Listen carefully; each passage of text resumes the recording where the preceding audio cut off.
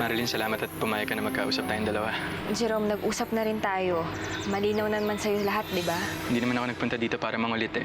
Nandito ako para magpaalam. May in-offer sa akin na trabaho sa isang cruise ship. Tinanggap ko na para makalayo ako sa'yo. Tsaka para makalimutan na kita.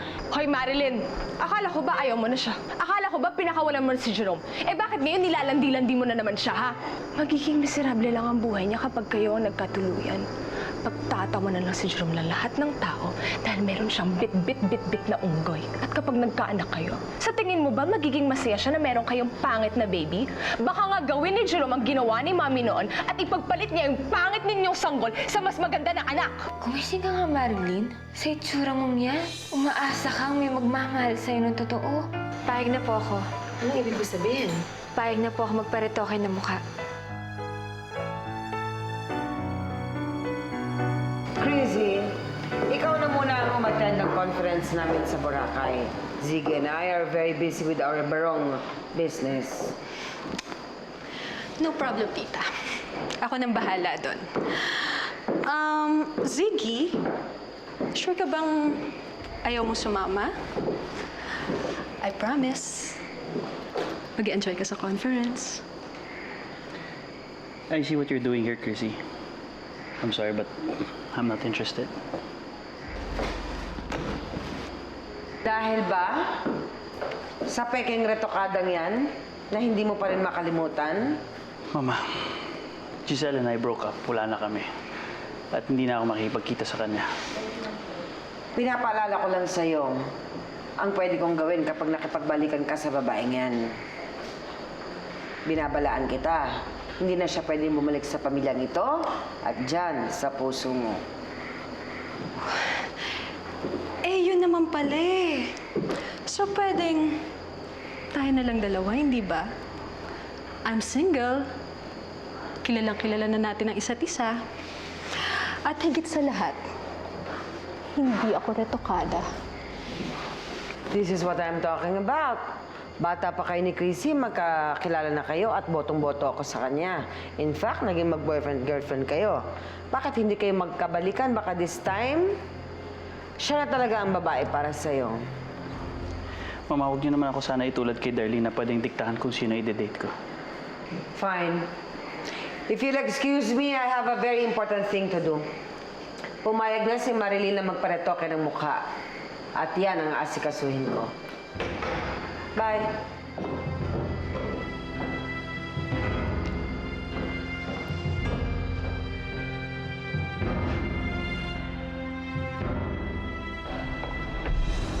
Ano? Paparetoke ka na? Eh, matagal na rin naman ako kinukulit ni Lola tungkol sa bagay na to. Siguro, panahon na rin naman para pagbigyan ko siya, di ba? So you're just doing this just to please her? Eh, hindi naman. Matagal ko rin naman pinag-isipan tong desisyon kong ito. Noong una, di ba, alam mo na ayaw ko. Pero naisip ko, saan nga ba nag-ugat lahat ng naging problema ko sa buhay? Eh, hindi ba sa itsura ko? Anong ibig mo sabihin? Siguro kung hindi ako pangit, hindi naman ako ipagpapalit ng nanay ko, di ba? Pero dahil doon, naging nanay mo sa Aling Perlita. Andun na ako, Harry. Eh, hindi ko naman pinagsisisihan yun eh. Pero hindi mo kasi alam kung gaano kahirap yung buhay namin noon. Bata pa lang ako, kinukutsa ako dahil sa itsura ko. Nung lumaki na ako, akala ko mas magiging matatag ako. Pero hindi. Na-realize ko na malupit pala talaga ang mundo. Nasasabi mo lang yan dahil nasa pili ka ng mga karbonel. Eh, butong mo nang ginagalawan mo sa buhay mo dati. Gusto ko man o hindi, Harry. Ito na yung buhay ko ngayon. Una mo talagang desisyon mo magpaayos ng mukha. Maasa ako na sa pagbabago ng mukha ko, ng itsura ko, magbabago na rin yung buhay ko, yung kapalaran ko.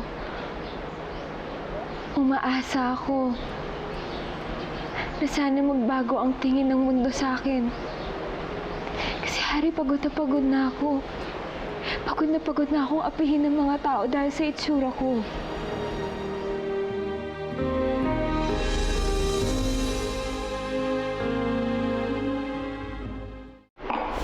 Giselle, tama na yan. Magdamag ka na umiinom eh. Ano ka ba? Hindi rin naman makakabuti sa'yo yan. Ano niya ako eh. Ewan na ako ni Siggy. Tingin mo ba kung magpakalasing ka ngayon, magkakabalikan kayo ni Siggy? Ito na lang pwede kong gawin eh.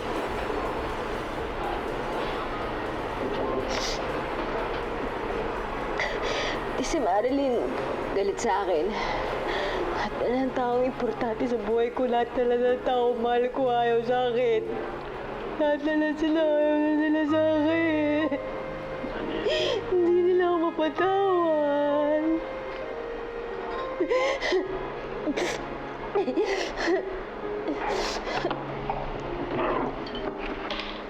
Hindi rin naman makakatulong yan eh. Tama na. Pakialam.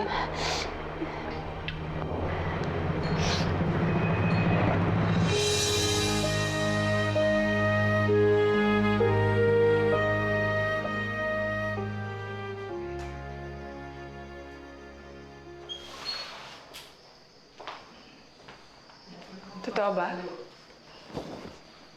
Paparitoke ka daw?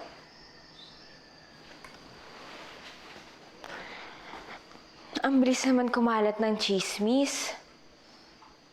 Ano naman sa'yo ngayon kung magpapaganda ako? Hindi ka na ba talaga titigil sa pang-aagaw sa akin?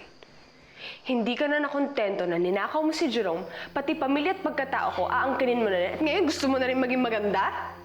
Sorry, hindi naman ako na-inform na ikaw lang pala ang may karapatan na maging maganda. Oo. Sa pamilyang ito, ako yung maganda.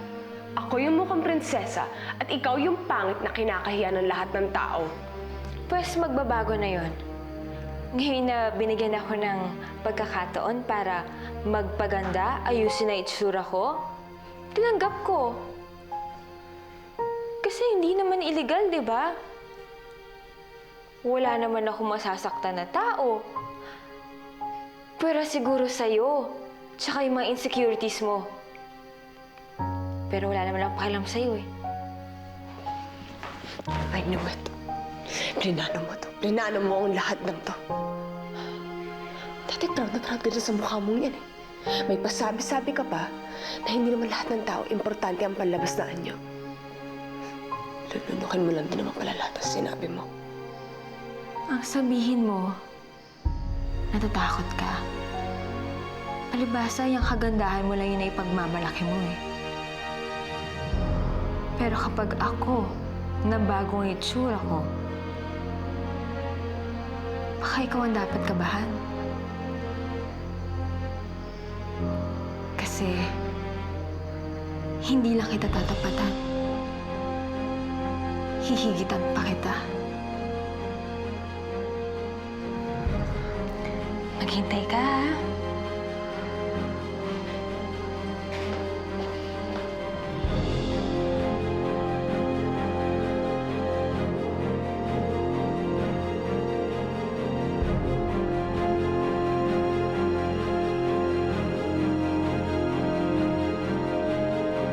Mars!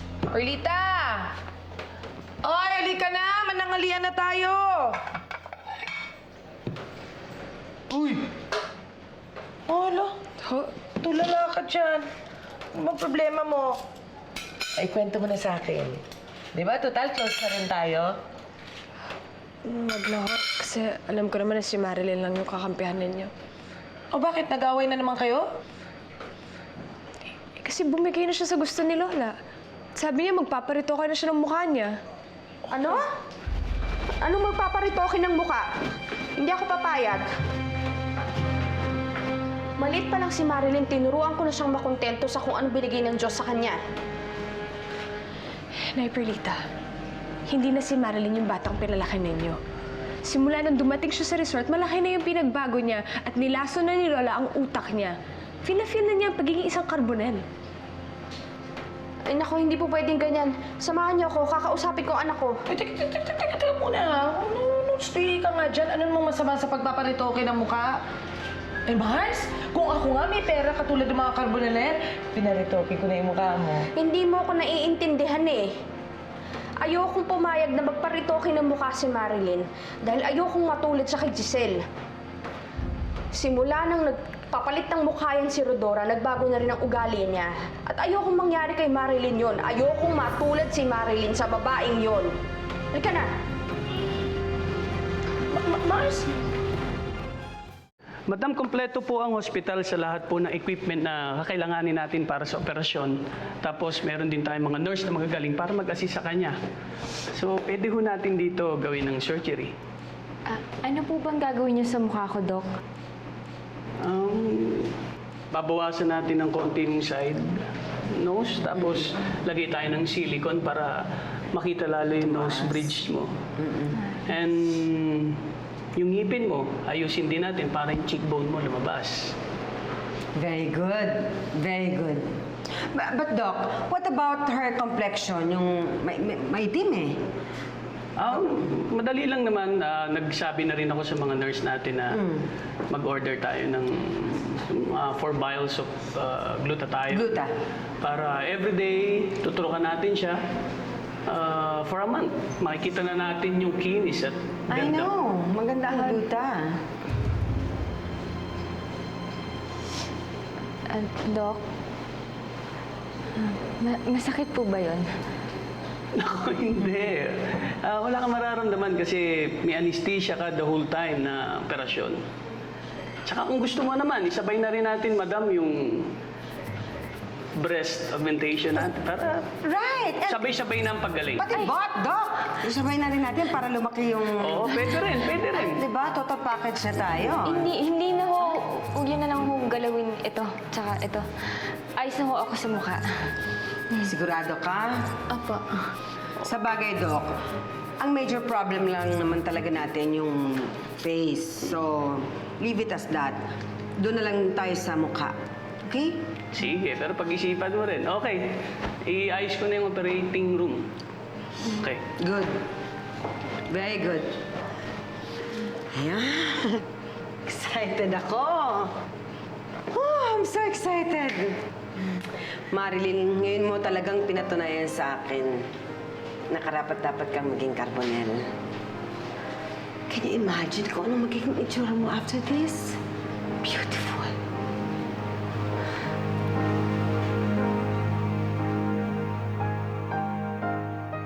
Mars, dahan-dahan lang kasi hindi ka pa naman magaling eh. Bagal-bagal ka tapos kung ano nang gawin Nay, Bernita! Saglit lang po. Bakit ngayon ka lang? Kanina ko pa kayo hinihintay ah. Teka lang, nandito ba yung clinic ni Dr. Reyes? Yes, nandun na nga sila Tita Cherito and Marilyn eh. Naku, halika na! Dalian mo! Dalian mo! Bernita na! Naku! Dalian mo na! Darlene, saglit nga. Ano namang ibig sabihin nito? Bakit kasama mo na naman yung mother urang na yun? Hindi ako papayag na magpagawa ng mukha si Marilyn. And the only person who could stop her is Nay Perlita. I hope it's not too late. Kasi kanina pa nag-start yung operation.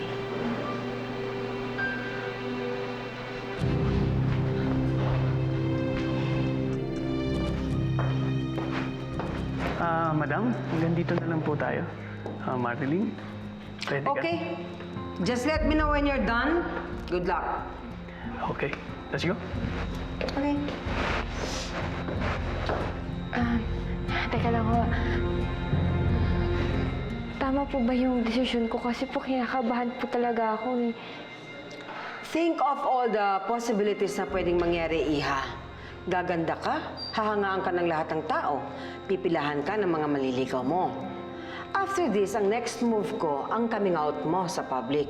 Ipakikilala na kita sa buong mundo as may apo, as Marilyn Carbonell. Dalian mo na, Mars. Ang bagal-bagal mo eh. Ang bilis mo naman eh! Good morning, Mami. Appointment po ba kayo today? Nasaan si Marilyn? Gusto ko siyang makausap. Palabasin niyo Ay, nga. ma'am, bawal po pumasok pag wala pong appointment. Ganun ba? Marilyn! Marilyn! Lumabas ka dyan, anak! Ay, ma'am, bawal po talaga, ma'am. Marilyn! Skandalo dito, ma'am. Marilyn, anak! Lumabas ka na dyan! Anak! Nay? Doc, ikaw nang bahala kay Marilyn at akong bahala sa kanila. Dito ka lang, ha? Huwag kang aalis. Marlene?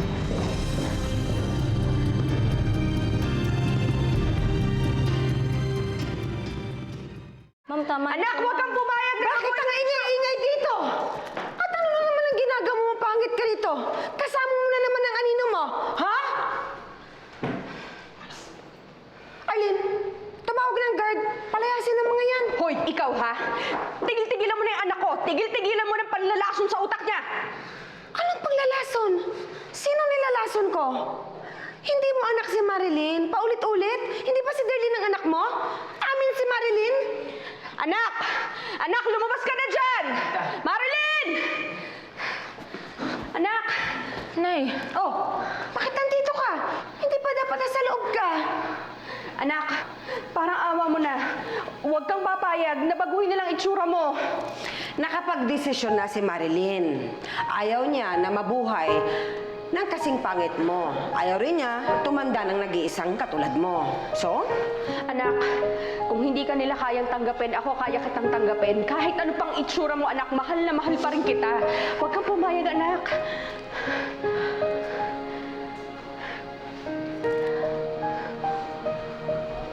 Nay Perlita? Oh, Darlene, nandito ka rin? Lahat ng mga ayaw kong makita nandito? Hindi ba sabi ko sa'yo, ayaw kita makita?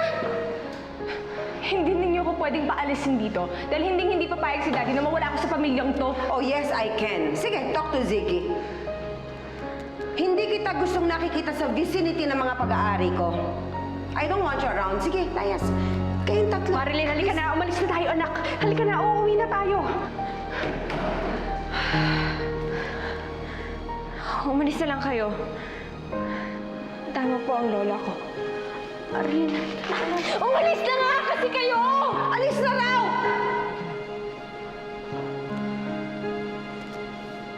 lola, tara na. Halika na, Apo. Halika na, halika na. Kuya! Huwag niyo akong hawakan. Pwede? Naalis na kami. Please, guard. Tumakulit ako hawakan. Please, guard. Paalis nga sila. Okay na ba? Sige na. Ginagawa lang. Okay, ito na. Alis na kami. Sandali lang naman tayo, kuya. Ito na. Hindi ako aalis hanggat hindi ko kasama si Marilyn. Tama na. Si Marilyn ang nagpaalis sa atin. Tama na. Nay Perlita, tama na ho. Umuwi na ho tayo. Hindi, si Marilyn. Nay Perlita, tama na. Tara na ho.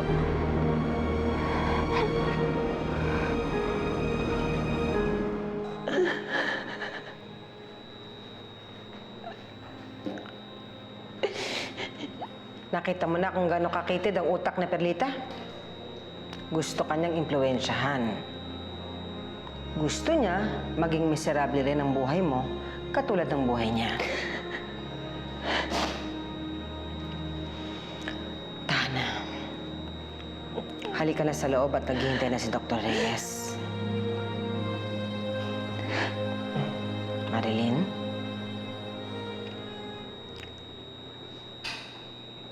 Tana. Ayoko na po magpa-opera.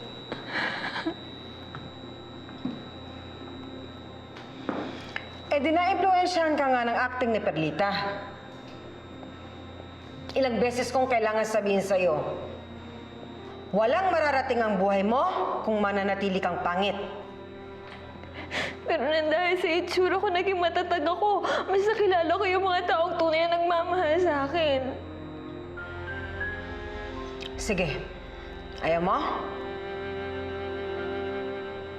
Tandaan mo lang ang sasabihin ko sa'yo. Kapag dumating ang araw na matanda ka ng nag-iisa dahil walang pumatol sa'yo, huwag na huwag kang lalapit sa akin. Mas gusto ko naman po nag-iisa ako habang buhay. Kasi meron nga nagmamahal sa akin, pero nagustuhan naman ako ng dahil sa peke ko mukha. Kaya pasensya na po kayo. Muna po ang desisyon ko. Hindi po ako magpapa-opera.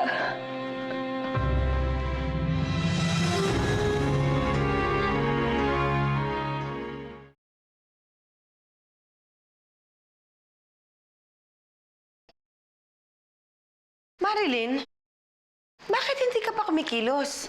Mag-impake ka na at bibiyahe tayo. Ho? Bakit naman po biglaan naman ata yan? Ano bang biglaan? Hindi ba napag-usapan natin ito na kapag magaling na si Perlita, iwas na tayo ng Maynila?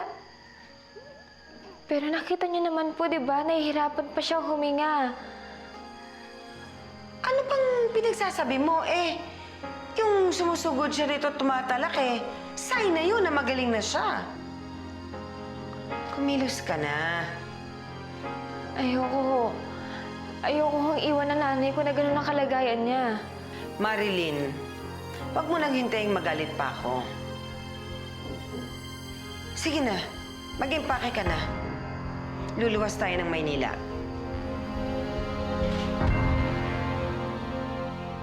Nakausap ko si Allison. Narinig daw niya na hindi na daw natuloy yung operasyon ni Marilyn. Oh, yun naman pala, Mars. Nakinig sa payo mo. Tama na yan. Hindi yan makakabuti sa'yo. Pero Mars, bakit ganun? Bakit ayaw pa rin niyo sumama sa akin? Ano bang nagawa kong mali? Saan ba ako nagkulang? Pwede ba na, Perlita? Tama na. Wala na bang ibang lalabas dyan sa bunganga ninyo kundi Marilyn? Darlene, ano ba? Eh bakit ba kasi palagi niyo na lang siya hinahanap? Nandito naman ako, kalimutan niyo na siya. Hindi ko magagawa yan. Hindi ko siya pwedeng kalimutan. Anak ko siya. Ako ang tunay ninyong anak. Ako ang sanggol na pinagbuntis ninyo. Ako ang niluwan ninyo sa mundong to. Eh bakit hindi mo na lang ibuhos lahat ng pagmamahal ninyo sa akin? Ay, Perlita, nandito na ako. Nandito na yung tunay ninyong anak. Pero si Marilyn... Puro na lang kayo, Marilyn! Lahat na lang kayo puro Marilyn! Eh, paano naman ako? Hindi na ba ako sapat para sa inyo? Hindi naman sa ganun. Hindi ka na niya mahal. Hindi ka niya gusto. Kaya nga siya, pumayag na magparitoke ng mukha niya dahil kinakahiya niya yung pagiging pangit niya. Kinakahiya niya kayo bilang ina. Hindi totoo yan. Mahal ako ni Marilyn. Hindi ko magagawang kalimutan siya dahil anak ko siya. Siya lang ang anak ko!